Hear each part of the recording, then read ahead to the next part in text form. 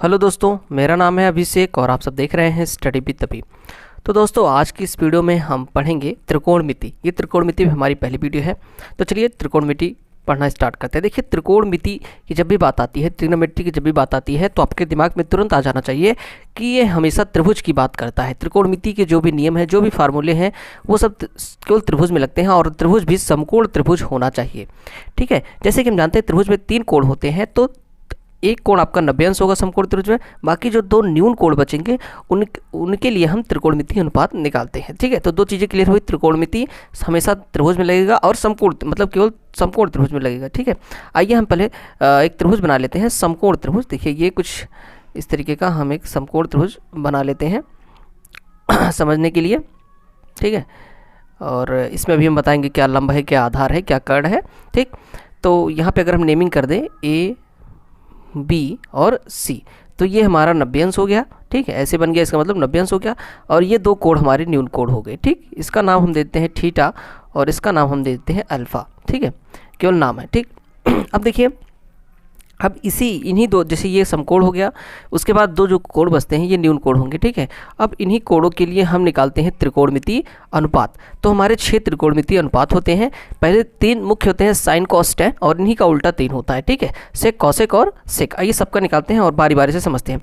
पहले हम इस कोण के लिए निकालते हैं। ठीक, देखिए यहाँ पे आपको लंब, आधार और कर्ण समझने होंगे। ठीक है, देखिए किसी भी समकोण त्रिभुज में कर्ण जो होता है वो फिक्स होता है। समकोण जैसे ये 90 अंश है, 90 डिग्री है, तो इसके सामने की जो भुजा होगी वो हमेशा आपकी क्या होगी, कर्ण। ठीक है, कर्ण समकोण त्रिभुज में कभी नहीं बदलता है, चाहे जो आप एंगल लेंगे उसका जो कर्ण होगा वो एक ही होगा, यानी कि त्रिभुज का कर्ण हमेशा फिक्स रहता है। तो यहाँ पे अगर हम कर्ण की बात करें तो हमारा कर्ण क्या आया, कर्ण हमारा हो गया ए बी। ठीक, कर्ण हमेशा फिक्स रहता है। ठीक है, कर्ण कभी बदलता नहीं है। और उसके बाद लंब और आधार आपस में बदलते रहते हैं। जब हम अलग अलग कोण लेते हैं तो लंब और आधार भी आपस में बदलते रहते हैं। जैसे अगर हम इस थीटा कोण के लिए निकालें तो साइन थीटा। ठीक है, देखिए यहाँ पे ट्रिक भी होती है याद करने की। देखिए इसको हम लिखते हैं, आइए यहाँ पे इसको कलर से लिखते हैं। देखिए यहाँ पे इसको हम अगर हम लिखें, इसको ट्रिक कहते हैं लाल बटे कक्का के ए। ठीक, अब देखिए 3 हमारे जो मुख्य होते हैं त्रिकोणमिति अनुपात क्या होते हैं, साइन, कॉस और टैन। ठीक, आपने देख लिया साइन, कॉस, टैन। अब इन्हीं के 3 उल्टा होते हैं। कॉस साइन का उल्टा होता है कॉसेक। ठीक, कॉस का उल्टा होता है सेक और टैन का उल्टा होता है कॉट। ठीक है, ये 3 होते हैं, साइन, कॉस, टैन, और इन्हीं 3 के उल्टे होते हैं कॉसेक, सेक और कॉट। अभी हम समझेंगे कि क्या उल्टा होता है। ठीक है, अभी हम इसको समझते हैं। देखिए अब जैसे इसको क्रम से याद करिएगा, साइन, कॉस, टैन। ठीक, साइन के लिए होगा लब एल बटे के, इसको याद करिएगा लाल बटे कक्का, एल बटे के यानी कि लंब बटे कर्ण। ठीक, कॉस के लिए क्या होगा, आधार बटा कर्ण। ठीक, और टैन के लिए क्या होगा, लंब बटा आधार।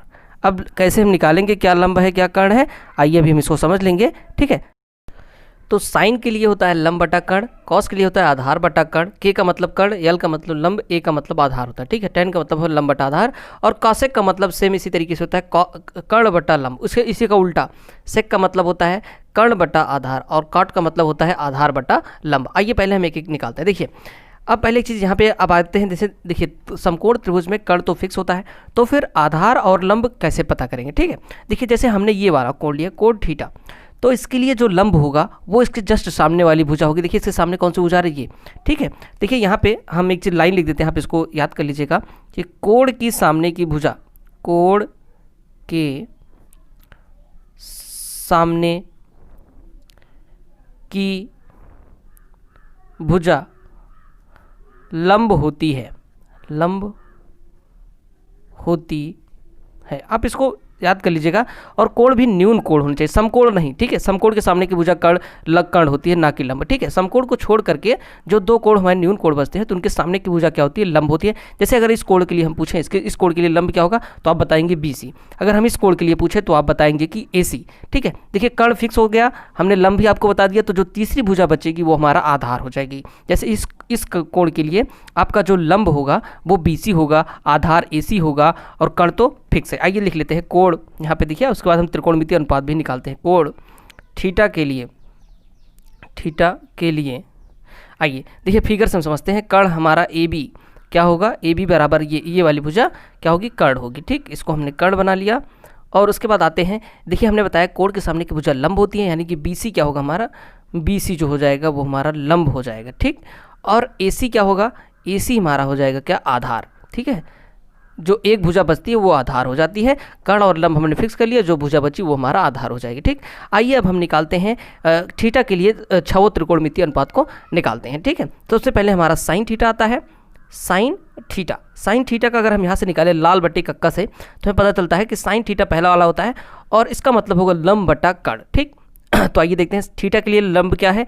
थीटा के लिए लंब हमारा क्या है, बी सी, यहाँ पे हमने लिखा है। तो ठीक है, तो हो जाएगा बी सी बटा, या पहले हम लंब बटे कर्ण ही लिख लेंगे। साइन थीटा बराबर क्या होगा, लंब बटा कर्ण।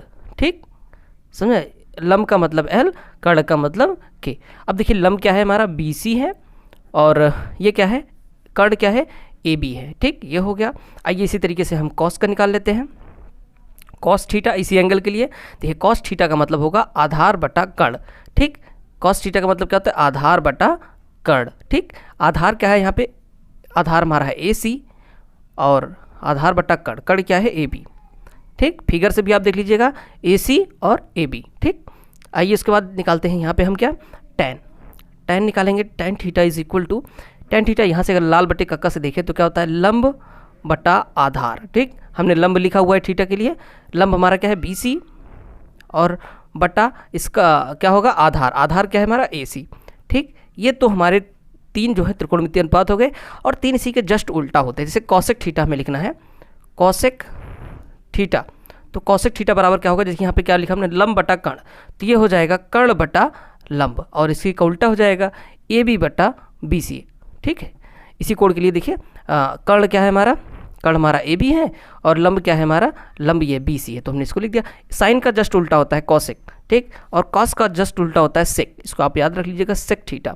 और सेक थीटा बराबर होगा क्या, देखिए यहाँ पे आधार बटा कर्ण था, तो यहाँ पे क्या हो जाएगा, कर्ण बटा आधार, यानी कि इसी का उल्टा, ये ए सी बटा ए बी था, तो ये हो जाएगा ए बी बटा ए सी। ठीक है, आइए इसी तरीके से हम निकालते हैं कॉट का। टेन का उल्टा होता है कॉट, और इसी एंगल के लिए निकाल रहे हैं, तो लंब बटा आधार का हो जाएगा आधार बटा लंब। ठीक, और आधार बटा लंब में हमारा क्या होगा, जैसे बी सी बटा ए सी था, तो ये हो जाएगा ए सी बटा बी सी। ठीक, देखिए ये हो गए। ये जो लाल बटे कक्का है ये हमारा जो है सभी कोणों के लिए समान होगा। ठीक है, ऐसा नहीं कि हमने थीटा लिया तो लाल बटे कर्ण है, मतलब लंब बटे कर्ण है, और अल्फा ले लिया तो दूसरा कुछ आएगा, ऐसा नहीं होगा। ठीक है, केवल ये साइन कॉस और टेन के लिए बदलते हैं। ठीक है, और सेक कॉसेक कॉट के लिए। ठीक, आइए अब हम चलते हैं अल्फा के लिए। कोण अल्फा के लिए, ठीक, कोण अल्फा हमारा क्या है, ये वाला कोण है। अब देखिए ये वाला कोण है, इसके लिए लंब क्या होगा बताइए, देखिए इसके जस्ट सामने की भुजा ए सी, पहले हम कर्ण देख लेते हैं, कर्ण तो फिक्स ही रहेगा, इसको पहले कर्ण लिख लेते हैं। ए बी हमारा क्या होगा, ए बी हमारा कर्ण हो जाएगा। आइए लंब देखते हैं, ये कोण हम ले रहे हैं, इसके सामने की भुजा ए सी है, तो ये हमारा क्या हो जाएगा, लंब, ए सी बराबर क्या होगा, लंब। ठीक, और उसके बाद आता है हमारा बी सी, जो देखिए ये भुजा हो गई, ये बची है, तो ये हमारा आधार हो जाएगी, क्या हो जाएगी, बी सी बराबर आधार। ठीक, आइए अब इसके लिए भी निकाल लेते हैं छह त्रिकोणमितीय अनुपात। देखिए साइन अल्फा, साइन अल्फा बराबर क्या होगा, साइन अल्फा बराबर होता है, देखिए साइन के लिए क्या होता है, लंब बटा कर्ण, तो यहाँ पे हम लिखेंगे लंब बटा कर्ण। यहाँ से हम देख लेते हैं लंब क्या है, लंब हमारा ए सी है, कर्ण हमारा ए बी है, तो ये हमारा हो जाएगा। ठीक, और उसके बाद आते हैं कॉस अल्फा देख लेते हैं। कॉस अल्फा बराबर होता है, यहाँ से देखें आधार बटा कर्ण। ठीक, तो यहाँ पे हमने आधार बटा कर्ण लिख लिया। इफ और आधार होता है, आधार क्या है हमारा बी सी है, और कर्ण क्या है हमारा ए बी है, तो इसको हमने लिख लिया। इसी तरीके से हमने टेन अल्फा का निकाल लेते हैं। टेन अल्फा क्या होता है, लंब बटा आधार, यहाँ से हम लिखते हैं लंब बटा आधार। ठीक है, ये इक्वल होगा किसके, लंब क्या है यहाँ से ए सी है, और बटा आधार हमारा क्या है, बी सी है। ठीक है, ये हो गया। इस तरीके से हम निकाल सकते हैं। अब इनके उल्टे भी होते हैं, जैसे साइन का क्या होता है, कॉसेक। ठीक, कॉसेक अल्फा क्या हो जाएगा, ए बी बटा हो जाएगा, ए बी बटा ए सी। ठीक, इसी का जस्ट उलट देते हैं। ठीक, और कॉस है तो सेक हो जाएगा, सेक अल्फा बराबर क्या होगा, बी सी बटा ए बी है, तो ए बी बटा बी सी कर देते हैं।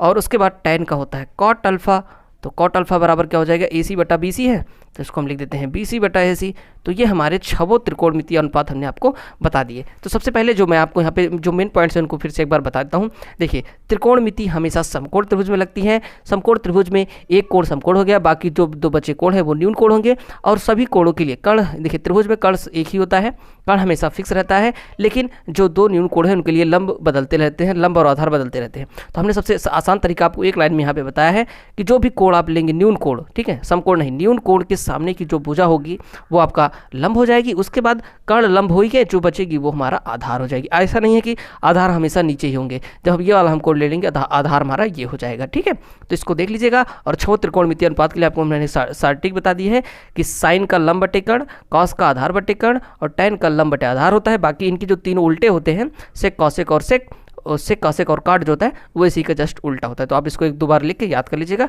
आपको समझ में आ जाएगा। Thanks for watching friends.